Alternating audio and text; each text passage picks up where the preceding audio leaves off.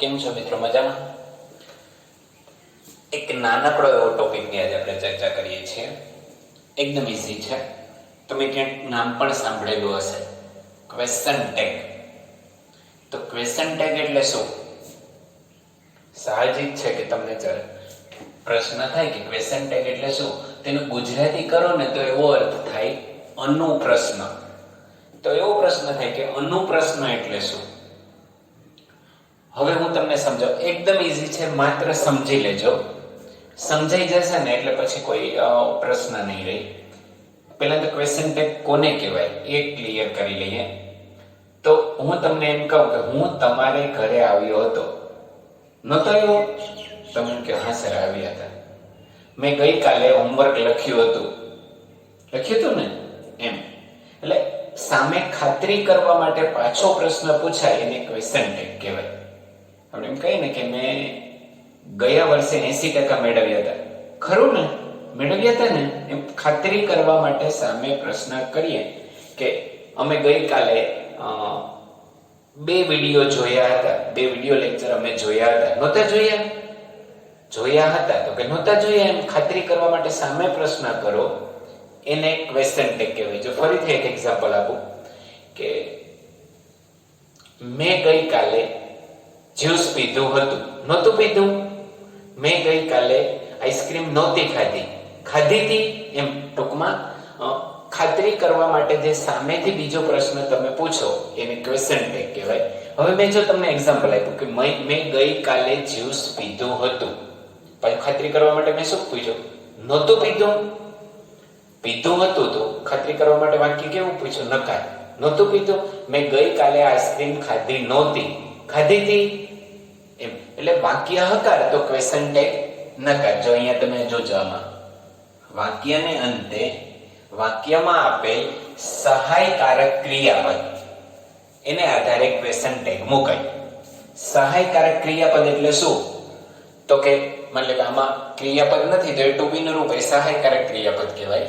એમિઝાર, was wear, cell will. બરોબર? અહીંયા જો ડ્રિંક્સ તો એ ક્રિયાપદ થયું.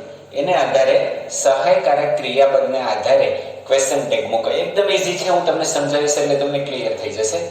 પણ હવે અહીંયા જો કે જો વાક્ય હકાર હોય તો ક્વેશ્ચન ટેગ કેવું આવે?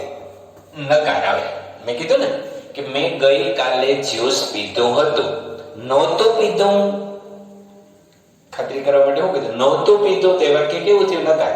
જો વાક્ય હકાર તો ક્વેશ્ચન ટેગ નકાર. જો વાક્ય નકાર તો ક્વેશ્ચન ટેગ હકાર. આ યાદ રાખવાનું. હકાર વાક્ય હોય તો ક્વેશ્ચન ટેગ નકાર, નકાર વાક્ય હોય તો ક્વેશ્ચન ટેગ હકાર. બસ આ જ સમજવાનું છે, બીજું કંઈ નથી. આ બધા તમને કોમ્પિટિટિવ એક્ઝામમાં પણ ખૂબ જ ઉપયોગી થશે. એમાં જે અપવાદરૂપ આવે આ એટલું પૂરું થાય પછી હું તમને સમજાવું છું. હવે જોઈએ, હી ઇઝ અ ડોક્ટર. આપણે એને ગુજરાતી કરીએ તે ડોક્ટર છે. નથી? એમ ખાતરી કરવા માટે પૂછે ને. તો જો વાક્ય કેવું છે? He is a doctor. તો એનો ક્વેશ્ચન ટેગ કેવું આવે? વાક્ય હકાર છે તો ક્વેશ્ચન ટેગ કેવું આવશે? નકાર આવશે ને. તો જો હી ઇઝ અ ડોક્ટર તો એનો નકાર કરવો હોય તો પ્રશ્નાર્થ ચિહ્ન. તો વાક્ય પૂરું થાય પછી અલ્પ વિરામ અને પછી ક્વેશ્ચન ટેગ. તો ઇઝ નોટ આ હકાર છે તો એનો નકાર કરવો હોય તો ઇઝ નોટ. પણ ઇઝ નોટ નહીં લખવાનું, એને ટૂંકમાં લખવાનું ઇઝન્ટ. ઇઝ નોટ નહીં પણ એનું શોર્ટ ફોર્મ ઇઝન્ટ અને હી. ઇઝન્ટ હી. આ થઈ ગયું ક્વેશ્ચન ટેગ. બીજો વાક્ય જો યુ આર અ ટીચર. એ પણ હકાર છે તો એનો નકાર ક્વેશ્ચન ટેગ શું થશે? આર નોટ ને ટૂંકમાં શું લખાય? આરન્ટ. Aren't you. સમજાણું? જો વાક્ય હકાર તો ક્વેશ્ચન ટેગ નકાર. યુ આર અ ટીચર તો આરન્ટ યુ. મેં આ બધા જ વાક્યો તમને હકાર આપ્યા છે, એટલે બધા જ વાક્ય નકાર આપ્યા છે એટલે તમને વધારે સમજાશે. ત્રીજું જો she was a clever student. યાદ રાખો, વાક્ય પૂરું થાય પછી કોમા હોય અને પછી question. She was a clever student તો વોઝ નોટ ને ટૂંકમાં શું લખાય? વોઝન્ટ. સી અને છેલ્લે પ્રશ્નાર્થ ચિહ્ન. આ રીતના. they were playing cricket તો were not એને ટૂંકમાં શું લખાય? weren't.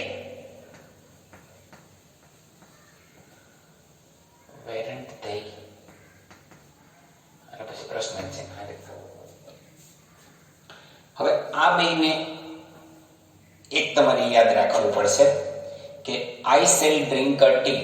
સેલ અને વિલ ભવિષ્યકાળ છે, બરોબર? તો સેલ નોટ અને will not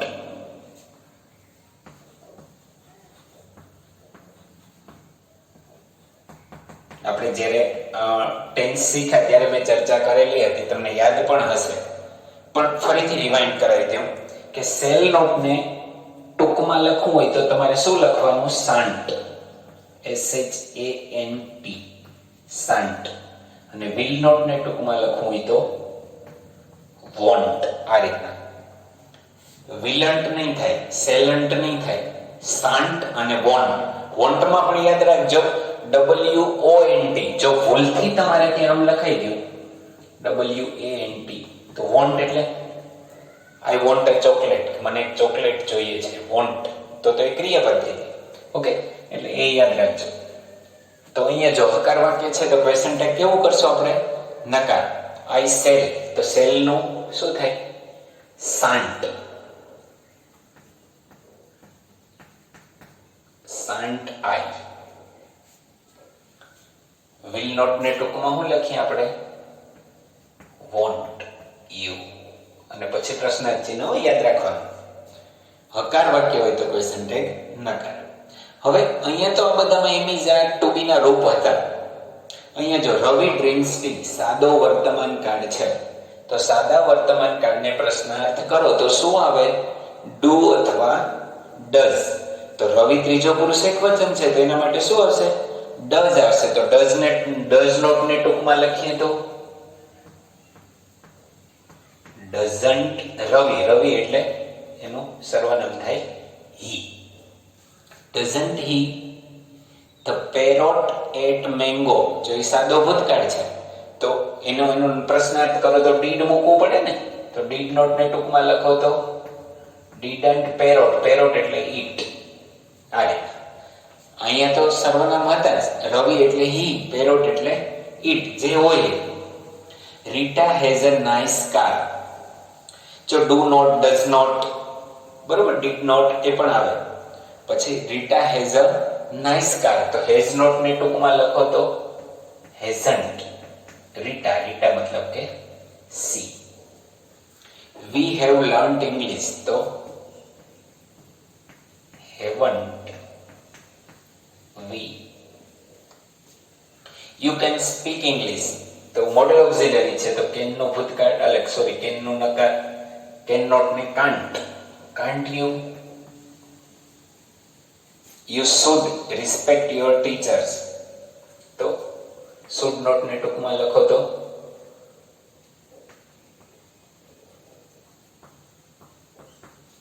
shouldn't we. Okay, જે હોય. જો નામ હોય તો તમારે એનું સર્વનામ લખવાનું આવશે. વાક્ય જ હકાર હોય તો એનો ક્વેશ્ચન ટેગ કેવો કરવાનું રહેશે? નકાર. સમજાણું? હવે વાક્ય નકાર છે તો એનો ક્વેશ્ચન ટેગ શું આવશે? હકાર. એક તો એકદમ ઈઝી પડશે તમને, એમાં કઈ બહુ પ્રશ્ન નથી. ખાસ તો આ જ સમજવાનું હતું. એટલે આઈ એમ નોટ છે તો એને બદલે શું થઈ જશે? આઈ એમ નોટ અ સ્ટુડન્ટ, તો એને બદલે શું થઈ જાય? Am I. He is not driving a car, તો એનો શું થઈ જશે? Is he. You were not selling toys, નકાર છે તો શું થશે? Were you.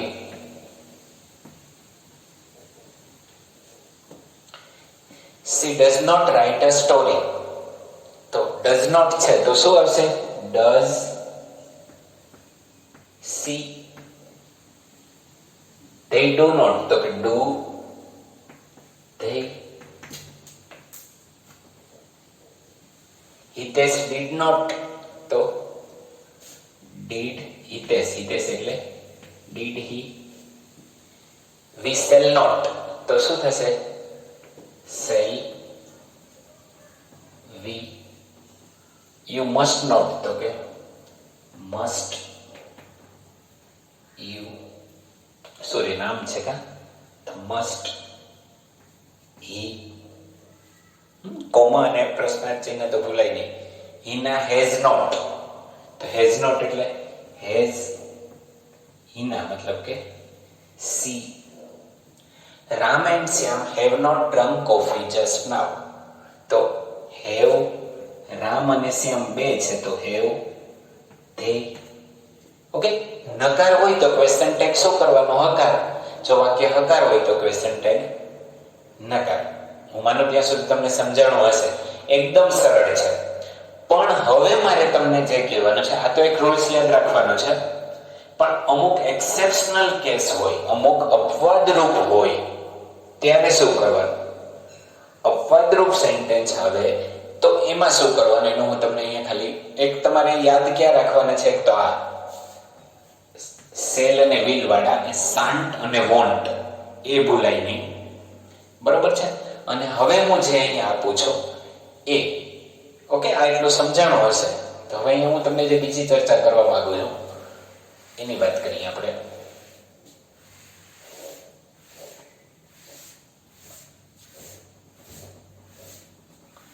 હું અહીંયા સેન્ટેન્સ લખું ત્યાં સુધીમાં તમે વિચારજો કે આપણે શું કરી શકીએ એમાં.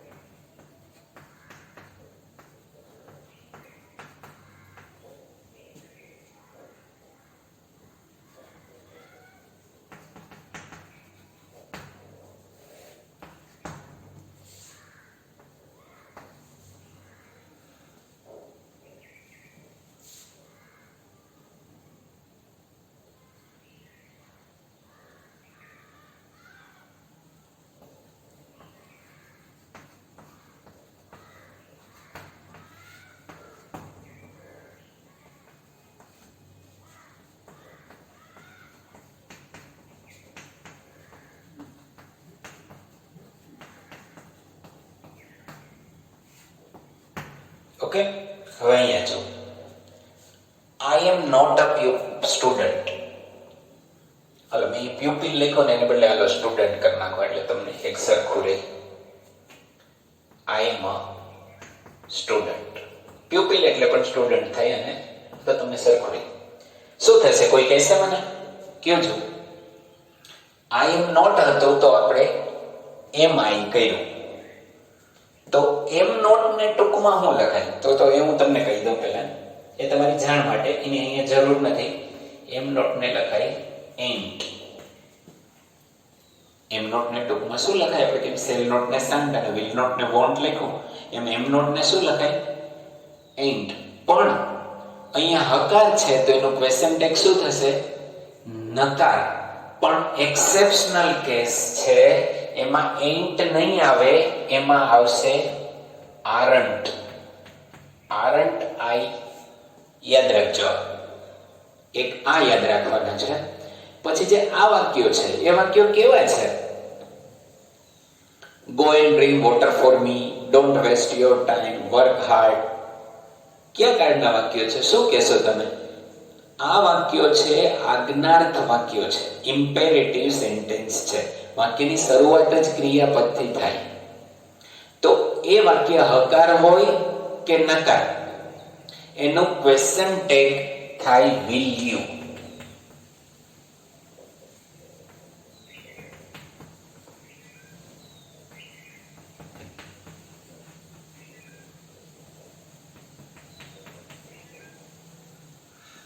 કેવી રીતના? તો કે go and drink water for મી, જા અને મારા માટે પાણી લઈ આવ. પણ વાક્યની શરૂઆત ક્રિયાપદથી થઈ. આ વાક્ય ઇમ્પેરેટિવ સેન્ટેન્સ છે, આજ્ઞાર્થ વાક્ય છે. આજ્ઞાર્થ વાક્ય હોય તો એનું ક્વેશ્ચન ટેગ પછી એ હકાર હોય કે નકાર. અહીંયા ડોન્ટ ભલે નકાર છે પણ એનું ક્વેશ્ચન ટેગ તો શું થાય? will you જ થાય. બરોબર છે? આજ્ઞાર્થ વાક્ય કે જે વાક્યની શરૂઆત ક્રિયાપદથી થાય, એમાં કર્તાથી શરૂઆત થયેલી હોય નહીં, એના માટે એનો ક્વેશ્ચન ટેગ થાય will you. અને આ એક અપવાદરૂપ તમારા માટે છે. આઈ એમ અ સ્ટુડન્ટ, તો એનું આરન્ટ આઈ અને બીજું એક સેલ અને વિલ વાળું જ્યારે તમને કહેવામાં આવે હકાર હોય તો એનો નકાર કરો તો શાન્ટ અને વોન્ટ, એ બંને ભૂલાય નહીં. એકદમ ઈઝી છે. તમને જ્યારે એવી કોઈ કોમ્પિટિટિવ એક્ઝામમાં તમને આવી રીતના પૂછે કે જેથી કરીને તમે થોડી ઘણી ક્યાંક ભૂલ કરીને આવો, બરોબર છે.